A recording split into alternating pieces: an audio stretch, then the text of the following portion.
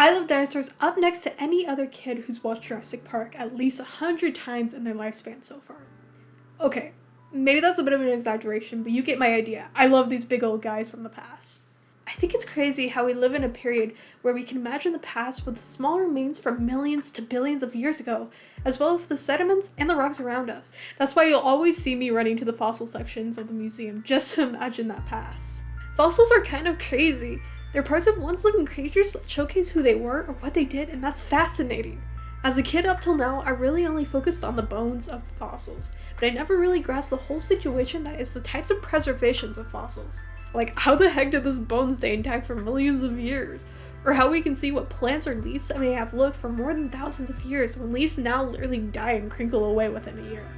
Well, let me explain a certain place that I've grown very fond of recently and has good examples of some of my favorite organisms, the dinosaurs. Before I get into the meat of the conversation, let me clarify some words that I may be using. Every organism has a different potential for fossilization, and it comes down to their structural bodies, whether they have hard parts, well-connected parts, their environments. This will all determine their preservation. Hard parts are more easier to preserve, while soft parts, like skin or tissue, is more prone to weathering, oxidation, or scavengers of that period. If a fossil is undisturbed by any of these events, then there's a possibility of unaltered fossils, which is a fossil that's completely intact, soft parts and all. This, unfortunately, is very rare, and most fossils, like the ones that are in the Jehol biota, are altered. When a fossil is altered, it has the possibilities, like being replaced or permineralized by minerals that make it stronger, or the shape of the organism molded or casted. Leaves or plants leaving carbonization imprints, and sometimes it's recrystallization, which I won't go into because that is very interesting. The ones we are going to be talking about most is mold and cast, but you'll see mentions of a few of these others as we speak about the areas of the beautiful preserved fossils also known as the Lagerstätten. The Lagerstätten. It's German. Which, by the way, a Lagerstätten is a sedimentary deposit that exhibits extraordinary fossils with exceptional preservation, sometimes including preserved soft tissues, if you wanted to know. With that out of the way, let's talk about Jehol Biota, an area located in northern China with fossils dating back as far as about 120 million to 130 million years ago, during the earlier days of the Cretaceous period. This ecosystem consisted of mammals, fish, carnivorous forests, and of course, dinosaurs. All these living organisms lived their natural life under the shadow of volcanoes. While volcanoes would originally be considered a destructive natural disaster, this catastrophic event can sometimes assist in creating fossils. In the event of a highly explosive volcano eruption, a mixture of super hot gases and entrapped air move incredibly fast to the ground. This results in burying whatever it is in its path. This is known as a pyroclastic flow, which is defined as a fluidized mixture of hot rock fragments, hot gases, and entrapped air that moves high speeds in thick gray to black turbulent clouds that hugs the ground. The ash that the pyroclastic flows create can result in burials of the organism, which will further create fossils in the far future. How is this possible?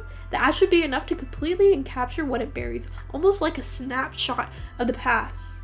In case of the Jehol biota, the body outline of many organisms were saved by a mold created by the said ash. Not only is the detail phenomenal, like many articles like this state, but there has been findings of actual pieces of these organisms still intact. Many soft tissues have been found preserved, including skin, fur and feathers, color patterns, and flowers hanging off twigs. The organisms were preserved when large amounts of ash sealed the remains into the muds at the bottom of the freshwater lakes, sealing them away from oxygen and scavengers. And in some cases, some of the animals were in burrows, and when the ash fell, that helped to keep them encased. And so, yeah.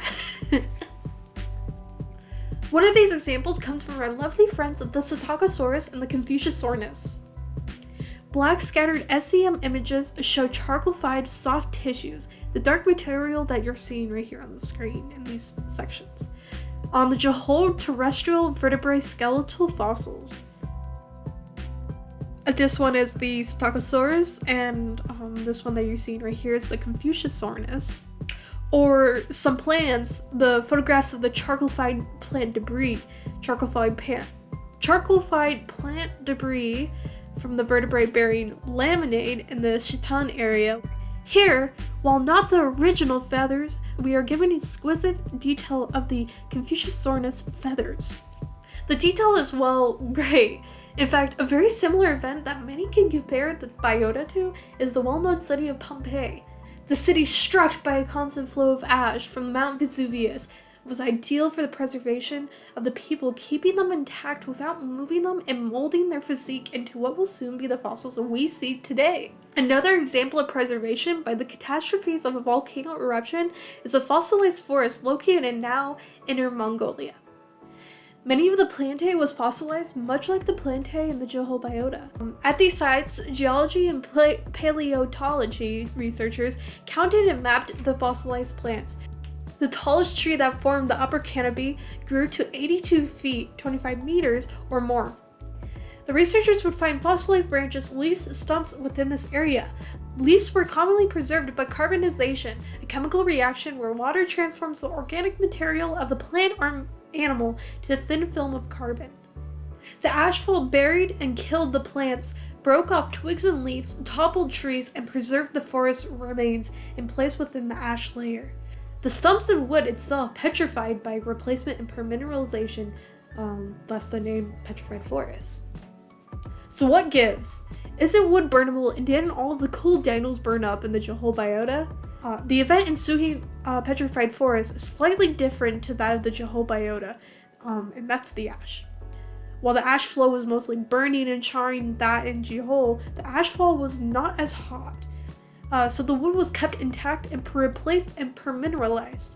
As example of our own large source of petrified wood in Arizona, minerals including silica dissolved from volcanic ash and from water absorbed into the porous wood over hundreds of thousands of years and crystallized within the cellular structure, replacing the organic material as it broke down over time. Needless to say, it's a beautiful rock, and I guess it's a fossil as well.